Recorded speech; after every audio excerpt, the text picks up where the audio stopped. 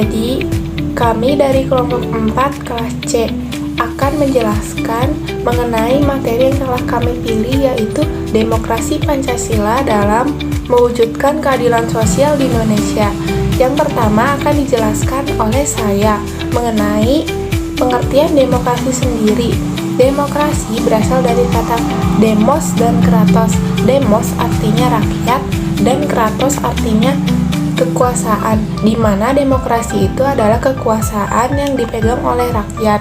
Namun, pada pembahasan kali ini yaitu demokrasi Pancasila, yaitu kekuasaan yang berada di tangan rakyat yang berdasarkan pada nilai-nilai Pancasila, sila pertama sampai sila kelima. Tetapi dalam pembahasan kali ini yaitu mengacu pada sila kelima, keadilan sosial bagi seluruh rakyat Indonesia. Demokrasi Pancasila yang berdasarkan pada keadilan, yaitu bertujuan untuk menciptakan keseimbangan dan kesejahteraan bagi rakyat agar hak-hak masyarakat sendiri itu dalam bermasyarakat dapat terpenuhi. Yang selanjutnya yaitu adalah contoh-contoh dalam demokrasi Pancasila untuk mewujudkan keadilan sosial di Indonesia. Yang pertama yaitu ada keadilan dan kebijakan ekonomi. Contohnya, pemerintah menerapkan program subsidi supaya masyarakat itu dapat memenuhi kebutuhan dasar seperti pangan, sandang, ekonomi, dan lain sebagainya.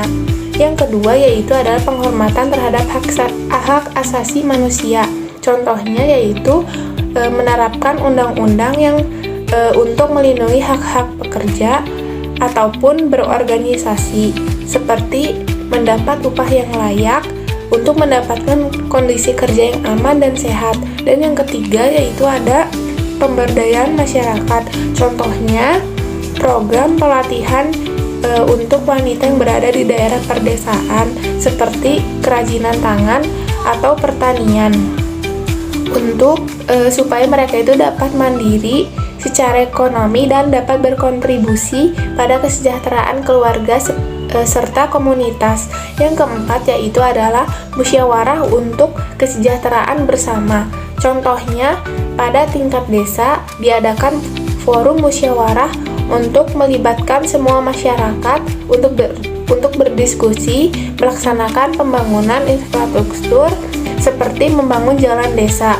Terus yang terakhir yaitu adalah pembangunan berbasis keseimbangan. Contohnya untuk mengembangkan proyek dan memperhatikan dampak lingkungan, memastikan bahwa ruang hijau atau fasilitas publik dan perlindungan terhadap masyarakat yang tinggal di daerah sekitar tidak dirugikan oleh adanya aktivitas pembangunan tersebut. Selanjutnya ada partisipasi masyarakat dalam kebijakan keadilan sosial. Yang pertama, menentukan pilihannya baik dalam politik, melalui pemilu, maupun dalam pendidikan politik pada generasi muda. Selanjutnya, pengakuan dan penerapan demokrasi dalam kehidupan berbangsa dan bernegara, menunjukkan pengakuan dan penerapan menyeluruh atas demokrasi oleh bangsa dan negara. Selanjutnya, melibatkan masyarakat dalam setiap tahap mulai dari perencanaan, pelaksanaan, hingga evaluasi kebijakan. Dan untuk menciptakan masyarakat yang lebih adil, berdaya, dan sejahtera. Selanjutnya, pemerintah harus meningkatkan kapasitas komunitas agar mereka dapat berperan aktif dalam masyarakat yang siap untuk memperjuangkan keadilan sosial di lingkungannya. Selanjutnya, ada strategi efektif. Program pemerintah diarahkan menjangkau kelompok masyarakat yang paling rentan. Memanfaatkan teknologi informasi dalam partisipasi di era digital, menciptakan platform dialog yang mengumpulkan berbagai pemangku kepentingan. Implementasi kebijakan pro-rakyat yang dihasilkan dari ini diiringi di mana masyarakat dapat mengawasi dan terlibat dalam proses pengambilan keputusan. Selanjutnya, ada prinsip dasar demokrasi Pancasila yang mendukung keadilan sosial. Yang pertama ada kedaulatan rakyat. Kedaulatan rakyat menjelaskan bahwa setiap kebijakan yang diambil harus mencerminkan keinginan dan kepentingan rakyat. Dengan cara ini, kemungkinan terjadinya penyalahgunaan kekuasaan bisa diminimalisir, dan kepentingan publik dalam pemerintahan dapat terjamin. Kedua, ada kebebasan dan persamaan. Kebebasan dan persamaan merupakan landasan fundamental dalam demokrasi. Kebebasan dianggap sebagai alat untuk mencapai kemajuan dan memaksimalkan hasil dari usaha individu, tanpa adanya tekanan atau pembatasan dari pihak penguasa. Ketiga, ada pemerintahan terbuka dan bertanggung jawab. Pemerintahan dalam kerangka demokrasi Pancasila haruslah terbuka dan bertanggung jawab.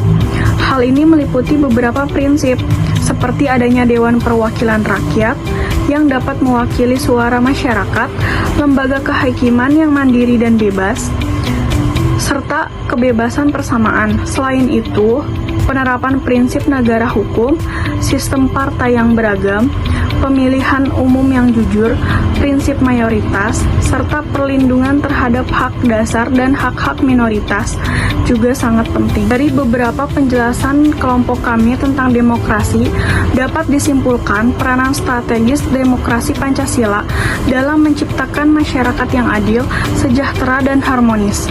Juga faktor yang sangat penting dalam mewujudkan keadilan sosial di Indonesia, bahwa partisipasi rakyat sangat berpengaruh untuk memastikan bahwa kebijakan yang diambil benar-benar mencerminkan kebutuhan dan aspirasi seluruh lapisan masyarakat, yang pada gilirannya berkontribusi pada terciptanya keadilan sosial.